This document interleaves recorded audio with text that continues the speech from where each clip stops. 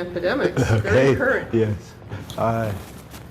My apologies for the kind of somewhat sensational title.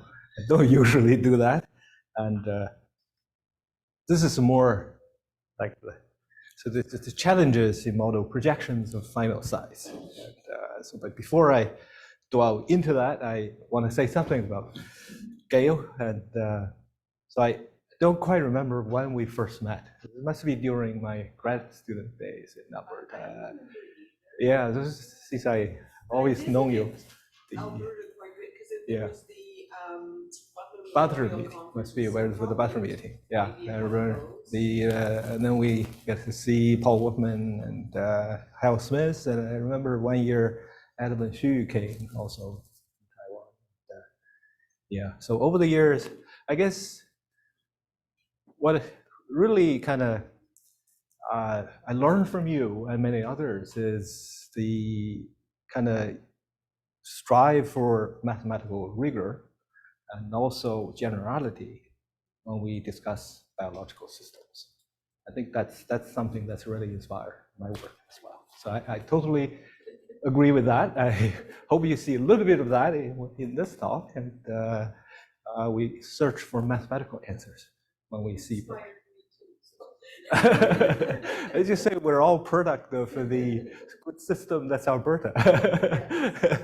Okay, so so I'm really truly grateful for all of that. And so just for people who are not familiar with epidemiology or epidemic models of final size here, you could just say is the infected proportion during the entire epidemic. How many people, what proportion of the population is infected? 60%? No, 10%? And so there are a lot of talks about model projections. Many people do that. Here, what I mean, if you want to predict the final size, which means you have to predict the entire epidemic to know the final size. So this is not like 1 week projections, 2 week projections, and tell public health what's going to happen next week. This is long projections. So the question here really is about, can our model do accurate long projections? You project the peak time, end time, the peak height long before it gets there. So that's the question here. And also a little bit about what has COVID-19 pandemic taught us about epidemics, real-world epidemics, and epidemic modeling. Okay, so I learned this from Julian. Julian must be walking somewhere towards here. Just thank people before, in case I run out of time. So this is the team that we were. So I've been doing COVID through even before the COVID got here. So we collaborated with Alberta Health. So and at Alberta Health, our collaborators are Kim Simmons and Marie Verghese. That both of them are my former students, and both of them are trained in. Yeah, I see my push the wrong button. Both of them trained in public health and epidemiology, but also had a formal modeling training with us. So they are the ones who actually does the modeling at Alberta Health in-house and also help us doing the knowledge translation. Okay, so, and these are the students that work with me. And Julian's not here. Adriana is a student, PhD student with Julian at Manitoba. She's been collaborating with us online. Okay. And I was talking to Julian the other day over beer. I kind of can't help to. For the past 2.5 years, we didn't publish a single paper. We've been working, but we never actually published anything. This is the paper published in March 2020. That's just when the COVID just about here. So we were talking about I remember I gave that talk right here in this room, February 2020, when before the COVID was here. We were talking about everything about we know about COVID. I was telling them why it's difficult to predict. So now I know it's really difficult to predict. Sadly, so this is kind of the process that's how modeling works in Alberta. So this is us over here at U of A. This is basically my group. We basically work under radar. Even my chair doesn't know we're doing this, so we didn't tell anybody. And so over here, this is Alberta Health. There's an emergency management committee, response committee, that was headed by the Chief Medical Officer of Health, Dr. Hinshaw. And so we collaborate over here. So there's two-way knowledge translation. The policy questions came down to us, translated into, not by me, it's by my students, they work there, and into modeling questions or technical results would be translated back into sort of actionable results reported to the committee, and then they communicated with the cabinet, make recommendations. We were never at the table here, or we have nothing to do with that process. There's a lot of a problem over there. Okay? There's a lot of problem, but we have no problem over here. This is enjoyable. It's very, very enjoyable.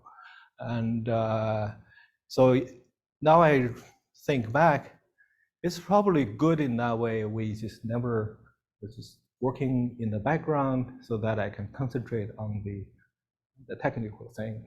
And because we run into so many problems, we have to figure things out. At the same time, there is so much politics at these levels. There's so much public pressure and misconceptions about modeling. So we're shielded from all that. There's a period of time, my wife was worried our neighbor is going to throw eggs to our door. It's just so bad. In the newspaper and stuff. So that didn't happen. And so, no, did we models or model over project? Well, let's just say look at some of the things here. I picked the couple of states in the US. I didn't pick anything from Canada or other places. So New York, this is I'd only look at the hospitalizations. This is the actual hospitalization. This is only the first wave in the spring of 2020.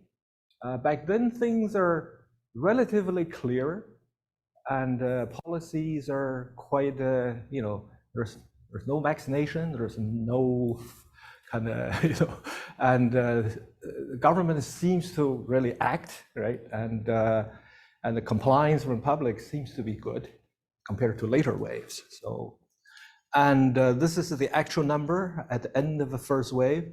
This in the brackets, these are the actual number, and these are the model projections at the beginning. So you can see it for the ICU numbers, projection, this is the actual number. For Tennessee, which is a much smaller state, you see kind of the same relation. You get about 10 times, projections are 10 times the actual. And well, we did the same thing at the beginning in February. We projected over 60% of the population would be in Alberta would be infected, and then at the end of that, in June, we did a retrospective estimation. Back then we know much more, right? And so we estimated about less than 2% of the population. The final size is less than 2%. And then there are serology results, antibody test results. Both in BC and Alberta were very similar in terms of COVID. In May, it's less than 1%. So we projected 60%. The actual reality is probably less than 1%. If you look at the data, that first wave, you couldn't even see it. So that's so. And I remember back then, 60% seems to be a consensus. A lot of projections, like if you don't do anything, it's 60%. Right? So So back then, of course, we know that there's no data really at the beginning. We don't know anything, not much about COVID-19. There's no past. It's not like an influenza season. Before we do that, did the COVID, we've been collaborating with the Alberta Health in influenza, seasonal influenza prediction for 6 years straight. But they gave us past 15 years of data. So we trained our model, and so we were experienced in this. But then when the COVID hit, I first thought we were actually discussing the influenza with my students. So what to do this year? We're waiting for the cases to come in. And then you look at Wuhan, then there's a COVID, and it seems to come here, it went to Europe. So we said, well, maybe we should look into the COVID. And then we realized we got no past data. We can't train our model. So that's so those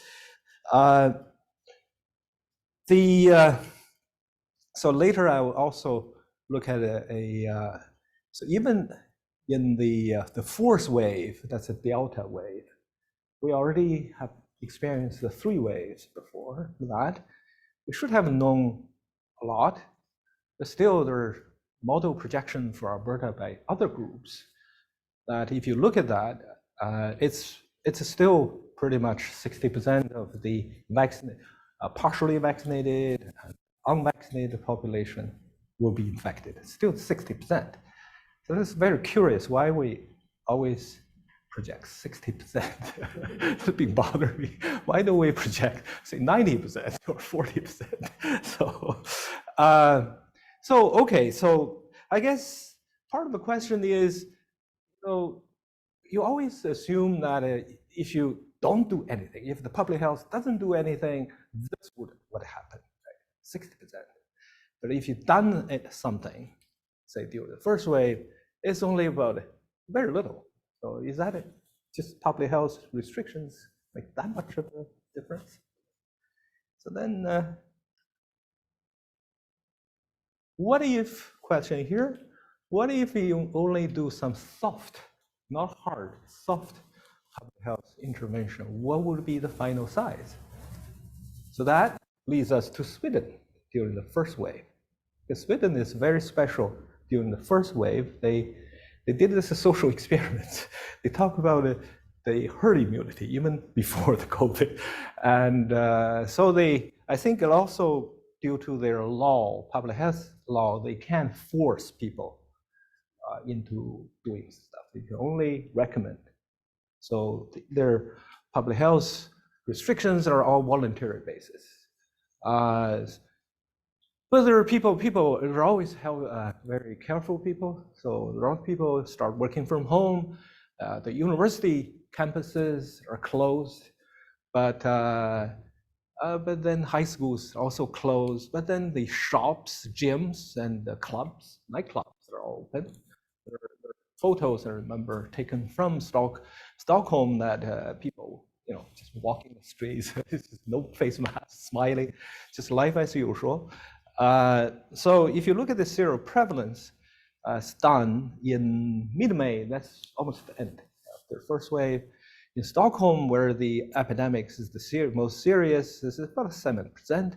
Other parts of the overall countrywide is about 5%. So if you do something, not like the hard shutdown we had in Canada, you get it, but then we project 60%. That's still a huge difference there, right? So, and yeah, so if you look at their model projection at the beginning, it's 50%. And yeah, I think that has a lot to do with their thinking about herd immunity. If really 50% population can be infected, and then maybe we'll achieve herd immunity during the first wave, and then we'll do much better in the second wave and later. But then turned out that didn't work out. I remember the King of Sweden came out apologizing. We did it wrong publicly. So that didn't quite work. Okay, so, and I kind of ran into this article in the magazine, online magazine. It's called a Quanta magazine.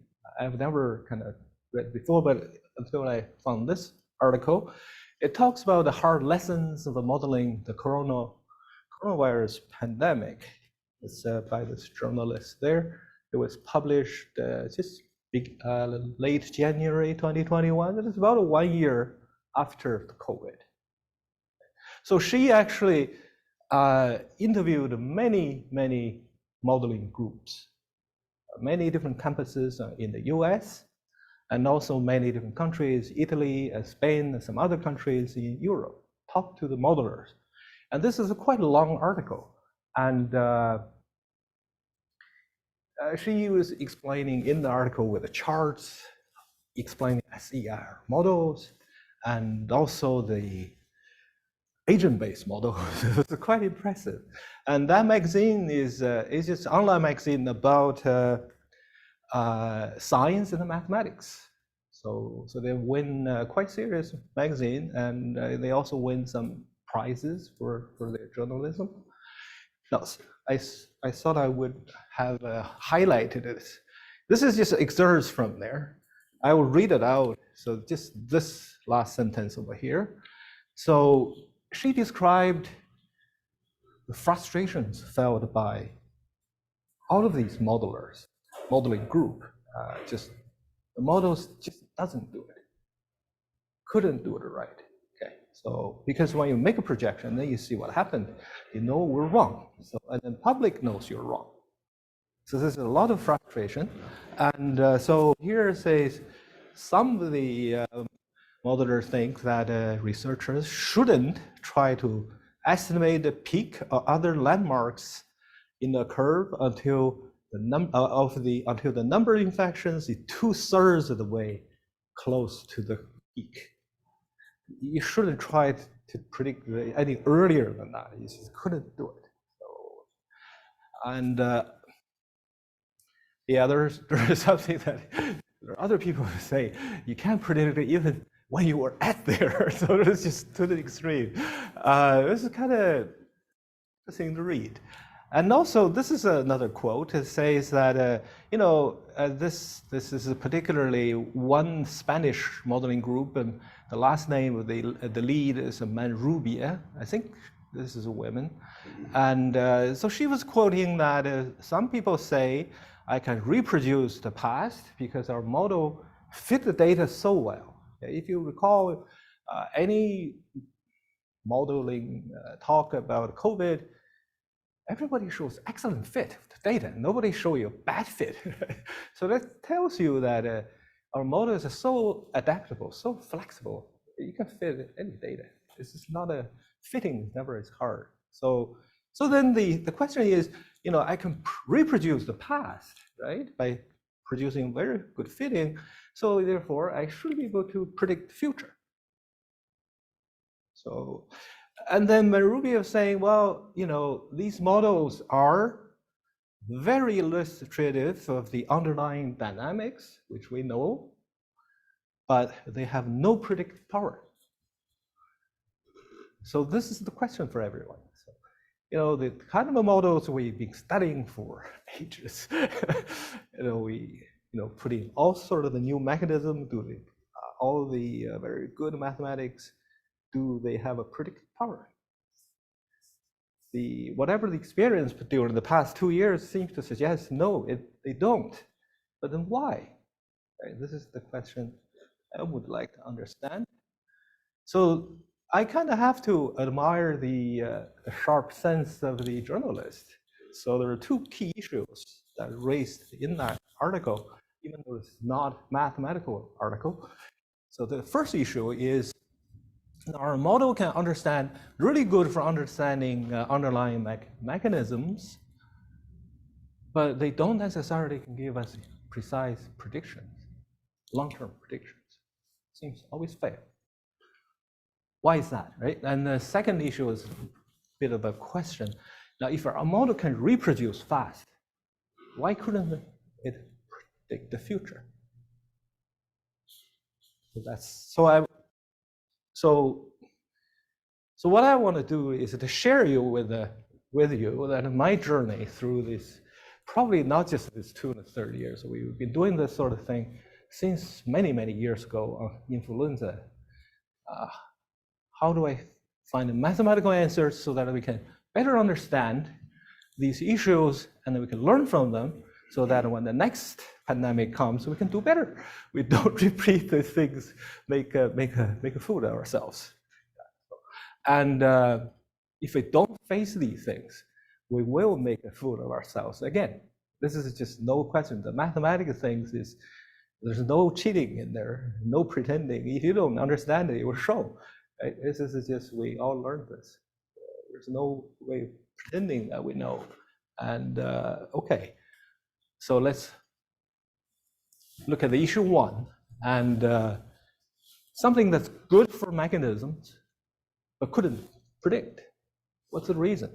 Well, there's actually, I found out not too long ago actually, there's a very simple reason in the textbooks. Okay, so let's just quickly go through the SIR model over here. You know, we're doing epidemics, so I ignore the births and deaths. Right? I allow the disease deaths in the I compartment. And so this is the standard R0. And it can be written as the disease-free or the before the epidemics population divided by this number. That's just that ratio. This is called a critical community size to stand.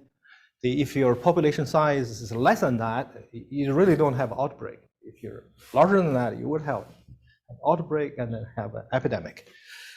Simple as that. And the final size, typically in the textbooks, is defined by the population that escaped infection, the proportion that didn't get infected. But I think it's much more straightforward to talk about the complement of that is the population proportion of the population that's infected, so infected proportion. So that's what I will use for final size as X bar. Now, how do we visualize final size? If you plot your projection, how do you visualize that? So this is one way. You have the S curve, the I curve is green that goes up, S curve goes down, then this is the R curve, the immune recovered.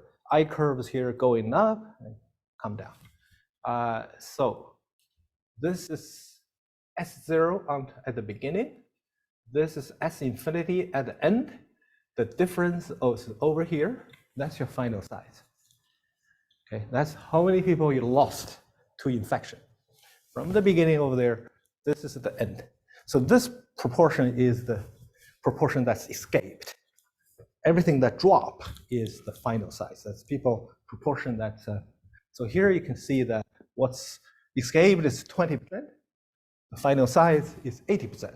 So it's predicting that particular plot, predicting the final size proportion of the infected is actually 80%. It's pretty high.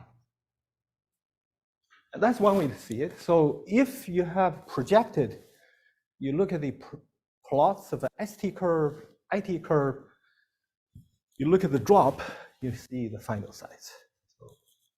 And this is also very standard textbook stuff, the epidemic curves. If you pick a initial condition that's above the critical community size, you will have this kind of epidemics going on. And when it ends, this part is the final size here. Okay? And this is the initial population. And this is where so if you look at this particular S0, I pick it as roughly twice the row here. This is roughly twice the row. And S0 over row is R0. So when I pick it here, it's about R0 equals 2. Yes? Huh? The final size oh, I guess I just explained there. Yes, this is the standard definition, but I called this one. Yeah, I called that. I think the public health understand that better instead of saying how many people didn't get infected. That's. But you can see both. And so this is the final size that people escaped. This is the final size that's infected. So you use one way or the other. Now I want to use this. And So this is about an epidemic with R0 equal to 2. So let's see how many, roughly what's the proportion of this part? Okay, when you reach the peak, S0 has dropped to here. If you measure that, that's almost 50%. When for the epidemic to reach the peak time, okay, our model says you have to lose about 50% of your susceptibles for it to peak. And then on the way down, it takes another 30%, that's 80%. So that's the rough, but this is with R0 equal to 2. That's how you can see these. So this is basically that plot. I actually grabbed this off the internet. I didn't plot though. So if you search the internet SIR model, you look at the images, there's all kinds of these. Oh, some of the STs almost dropped to 0. It's a really huge final size. And okay, so there's a final size formula we learned when you do the introductory. So again, I want to say this is the final size. This is the infected proportion.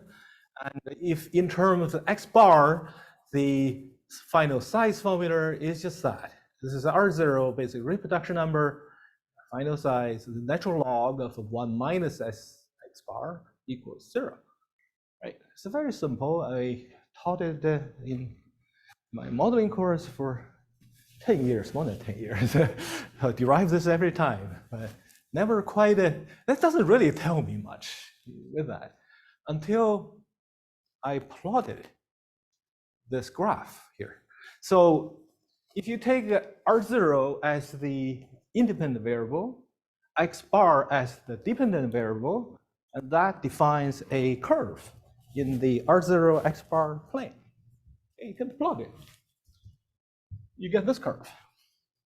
So this curve is basically that formula, right? That's the graph of the function that defined by that, the relationship.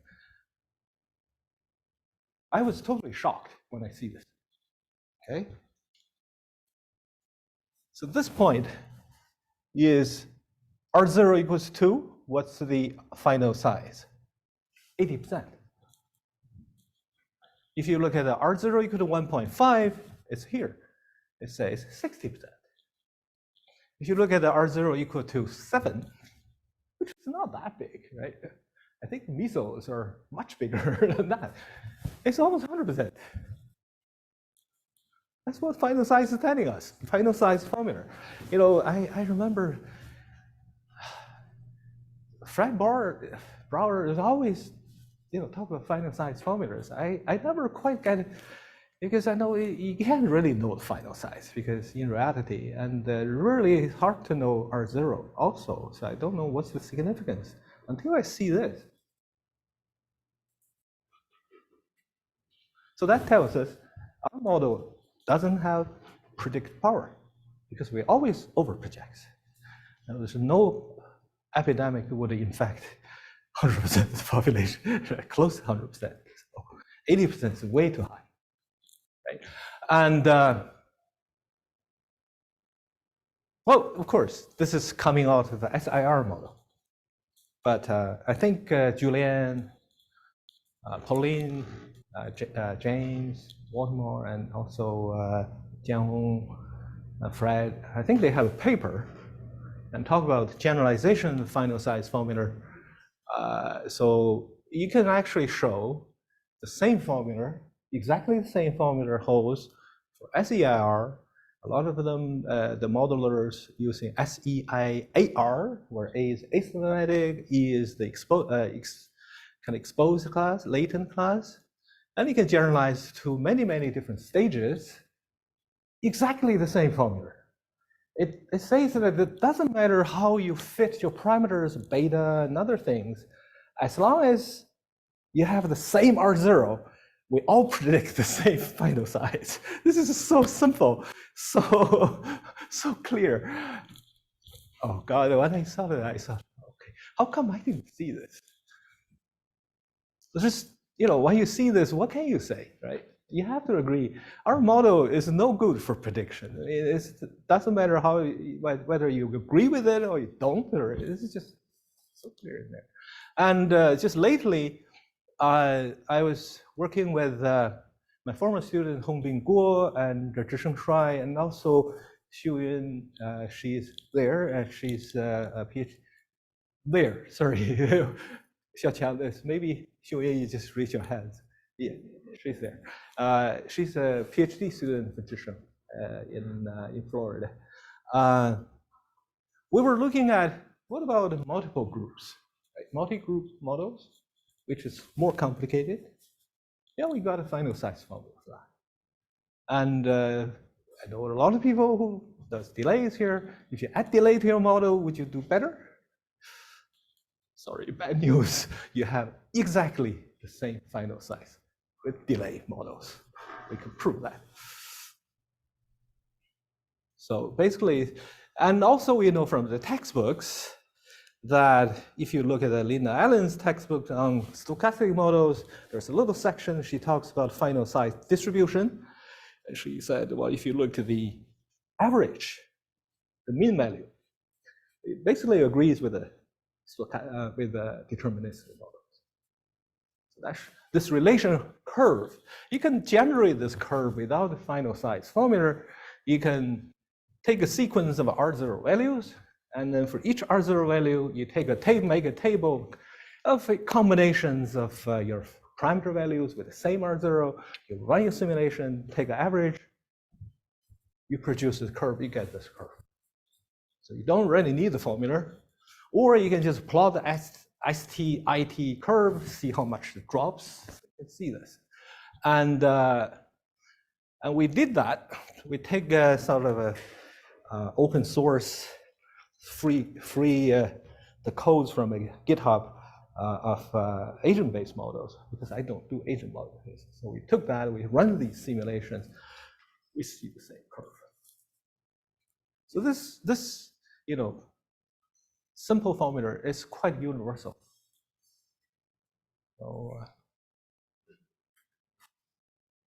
So do we have a verdict for issue 1? Our models are so good with underlying mechanisms, but just based on the final size formula, it doesn't predict. Predict wrong. There's no denying it. If we don't accept that, we'll keep doing the same thing over and over and over. So it also tells us that if you add more mechanisms to that model, it probably doesn't help. That's the sad thing, right? Yeah. It's sort of how can this be true, right? This is kind of bothering people, right? I try to put this in some kind of a light. Now, the traditional thinking, when we look at studying mathematical models for biological system ecology, population biology, epidemiology, or other things, we always try to build more realistic models. So the complexity goes this way, increases. So you got a model, more realistic model, you represent better science, better approximation to the real system, but then we also know you lose the mathematical trackability. When it gets too complicated, we can't do much math, then you get little population information out of it. So, we need to kind of find a balance where you don't get overcomplicated, but you can do as much as you can do the mathematics. So this is, and then that sort of motivates us to push the envelope of mathematical theory, so that we can always develop more, so that more tools, more random theory, so that we can do more realistic models. So this is sort of always the drive.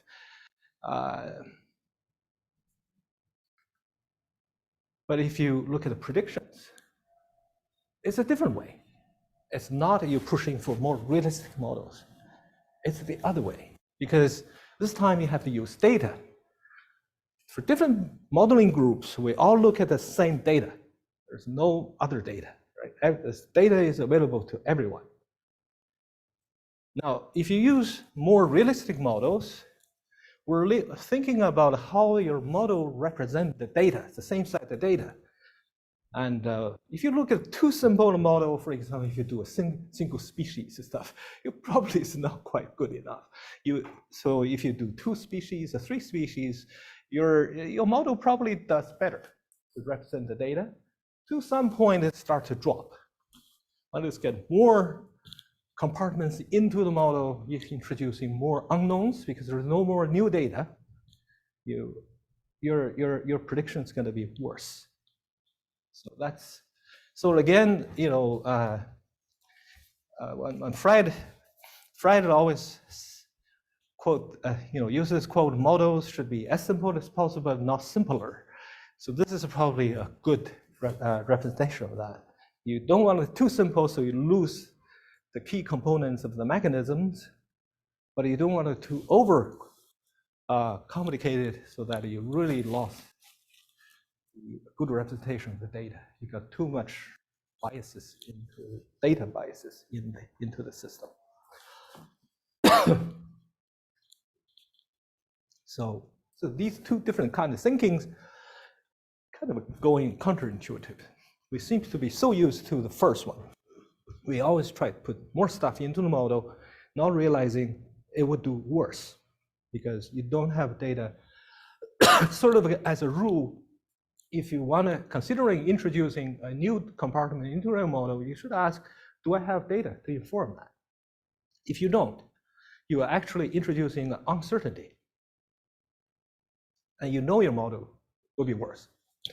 But then there's a standard method called a model selection that sort of tell you what is the simplest model that does represent the data the best. So in a sense, it's called a parsimonious model. And so there's model selection using information theory criteria, as archaical information criteria or other criteria. So we should go through that kind of process to select the best model for the data. If you get more data, you are allowed to take probably a few more compartments into it. So that's the, where's my time? So let's move on to issue 2. So issue 1, okay. Our model is great for, great for studying mechanisms to explain the phenomena, but it doesn't predict. Just the way the model is written, it just doesn't predict. Okay, it's just we didn't work hard. We all worked hard. We tried to estimate the parameters, but then as the final size says, it's only the R0 that matters. Your parameter values, you can do a good job, you can do a bad job estimating parameters. It doesn't matter. If we all have the same R0, we all predict the same percentage, same final. The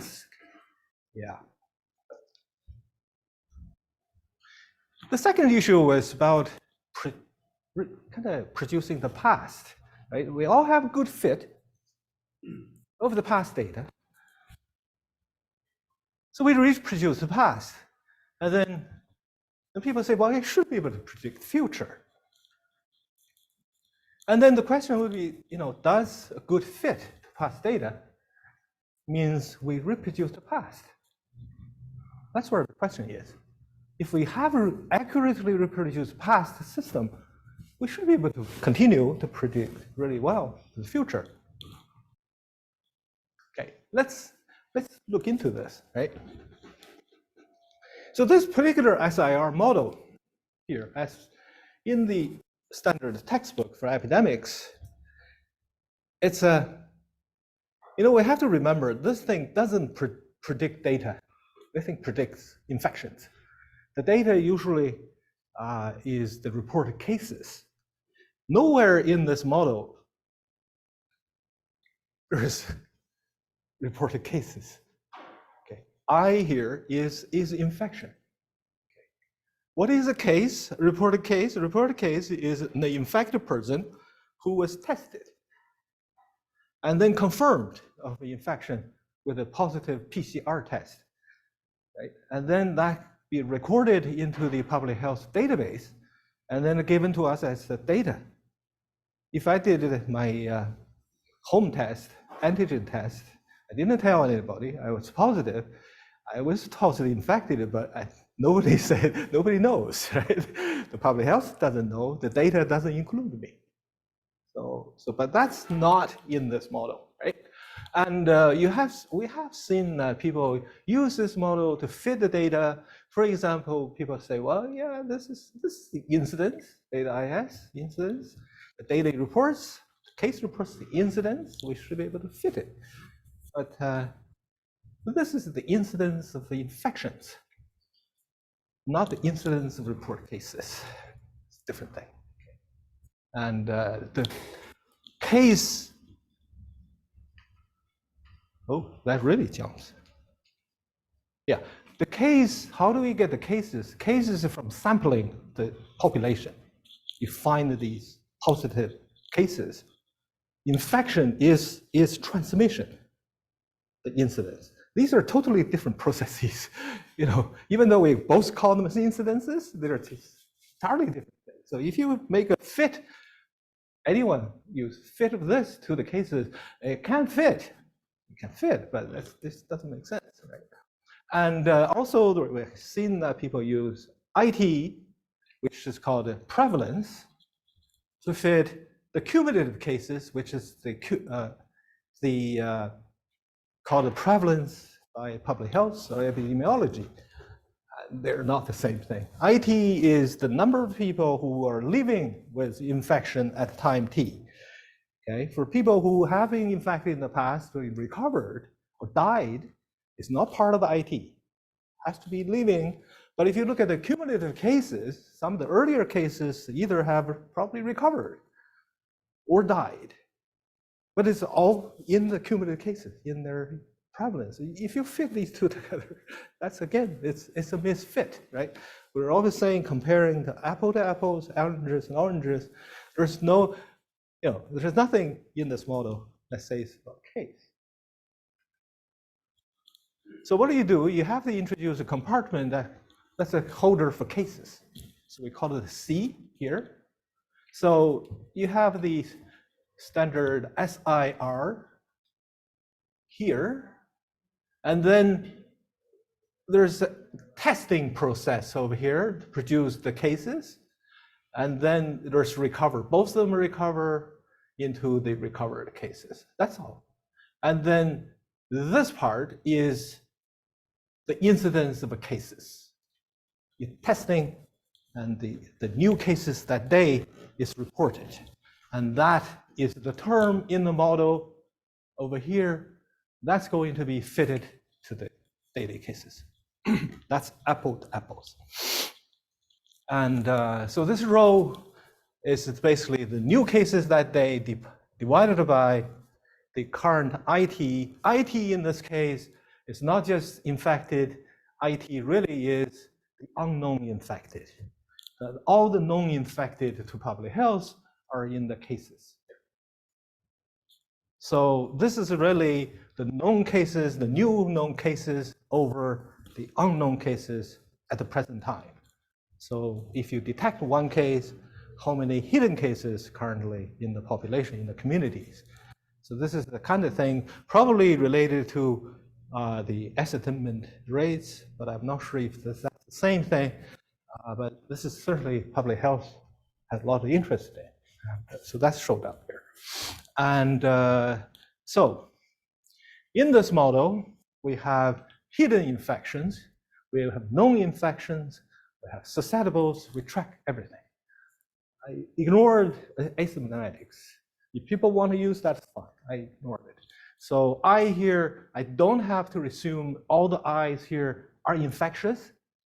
If they're latent, their infectivity is 0, and our beta is averaged over all these individuals. Some of them just don't have infectivity, some have high infectivity, so I is just plainly infected. Okay, and so really what's great about our model compared to other models is we can produce estimates of the hidden infection, I. Rarely other models could do this. This is why our model is good. Okay. Now, about that recreating the past and predicting future piece, we were concerned about this at the beginning in the spring of 2020. Around April 2020, the COVID in Alberta is still going on. We still couldn't figure out why our projections are always so high. And then we kind of noticed in Australia, things are already over. Their first wave's over by April. This is their epidemic curve. This is the cumulative cases. This is daily new cases. So I thought, okay, so we got all the data from there. Right? The entire epidemic curve, we should be able to fit that. Maybe we can get something reasonable size, final size. And so let's just remember these numbers. Cumulative case total is about less than 7,000, really mild. You know, they have 25 million people in the country. First wave only produced about less than 7,000 cases. The daily high is less than 500. So that's the number here. So we fitted our model. So the black circle are the data. This is our average. The dashed line is the prediction interval. That's pretty good, I think. It's really tightly wrapped around that. And we use the Bayesian, so you can look at the posterior. We only estimated two parameters, one's the rho, the other one's the transmission coefficient, beta. So posterior distribution is almost like a spike. So it's really concentrated. So it's all indicating excellent fit. I say, well, our model have reproduced the past, right? Excellent fit. Really? No. No. So how do you know? Well, there are two ways you can test this, whether we actually did everything right. Good fit, but if you're talking to statisticians or machine learning people, they say, well, yeah, this is training. You need to validate your model. And for statisticians, you know, cross-validation is the standard way. Machine learning model, they will say, well, you need to separate the data into training data, validation data, so that you train your model, then test it on the validation data. So let's run through that sort of thing. Now, first of all, let's see the final size. This is so simple. I plot the ST curve, IT curve. You see the drop, the blue curve. So start with the 25 million. So let's forget about the units. It's a 2.5. We drop to 0.5. 2.5 minus 0.5 divided by 2.5 is 80%, which means R0 is about 2. Now we know. At the time we did it, I didn't think of R0 there. I mean, remember the total cases is less than 7,000. And we projected 80% of their population being infected. You got herd immunity with very little costs. I thought I could call their prime minister congratulating them. I don't think he will believe me. Right? So that fails that test. Yeah. So that tells us, even though we have the excellent fit, we didn't reproduce the past. We totally got it wrong. It's impossible to have this. Let's try cross-validation. So I use half of the data before the peak to train the model, get the parameter values, and then I try to predict the other half. This is straightforward. So this is the fit of half. The peak is just around here. Okay, we use this half. I'm hoping when I project, my curve will come down. No, it didn't. This is the projection. This is that piece, a little piece with trending data here.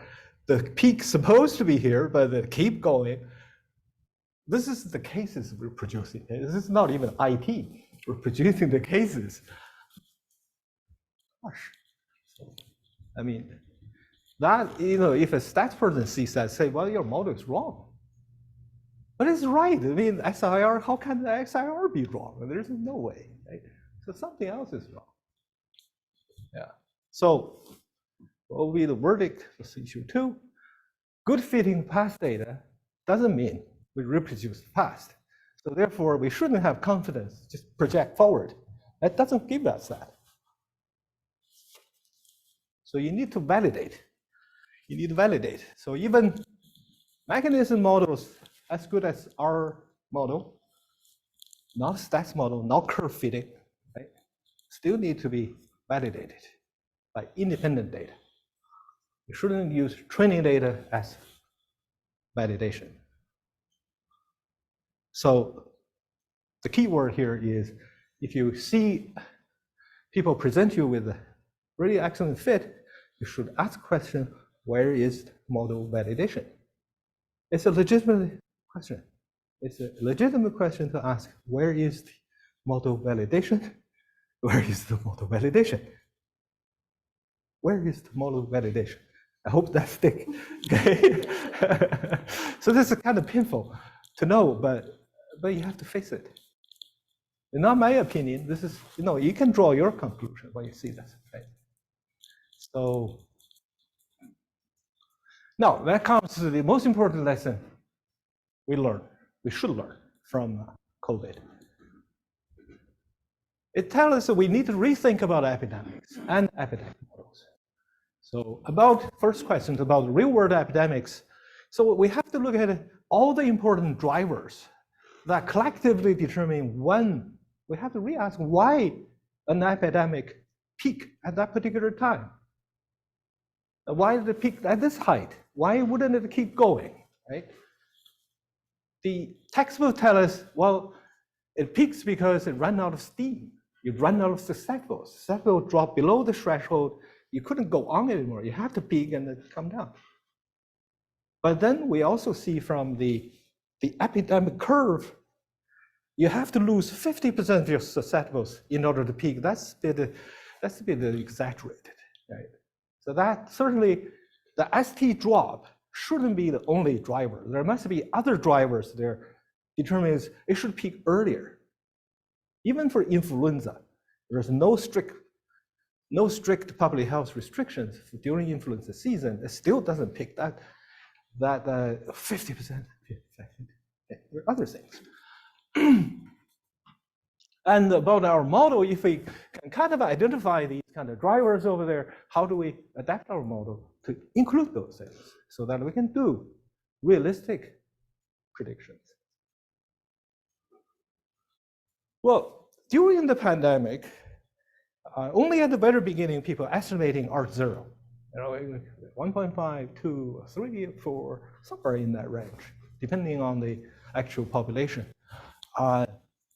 But then after that, once the epidemic starts going, the pandemic, people talk about R value.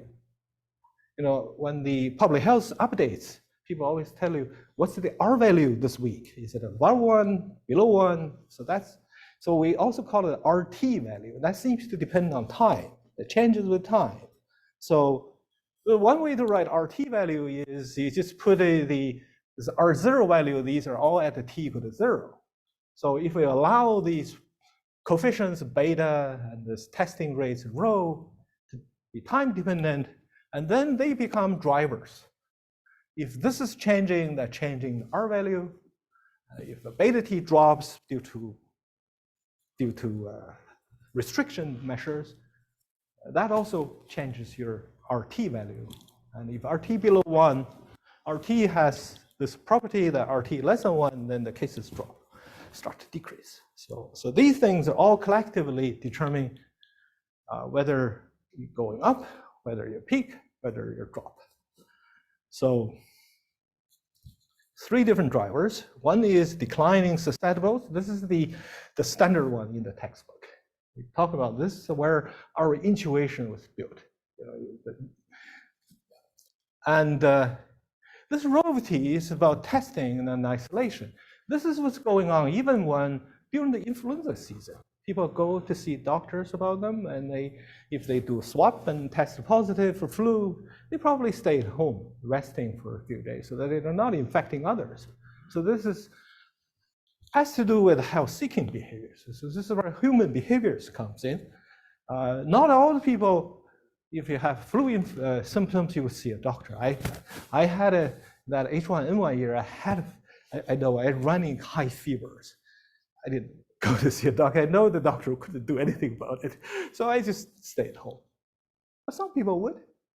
Young infants or young children, parents would take them to see a doctor, and then older people, you would have to be careful, right? So, or some people are really careful, they would talk to. So because they report cases of flu cases during the season, so there must be people going to the doctor to get tested. So if you get tested, you can actually remove these people through sort of self-isolation from the infection process. So that rho T actually changes.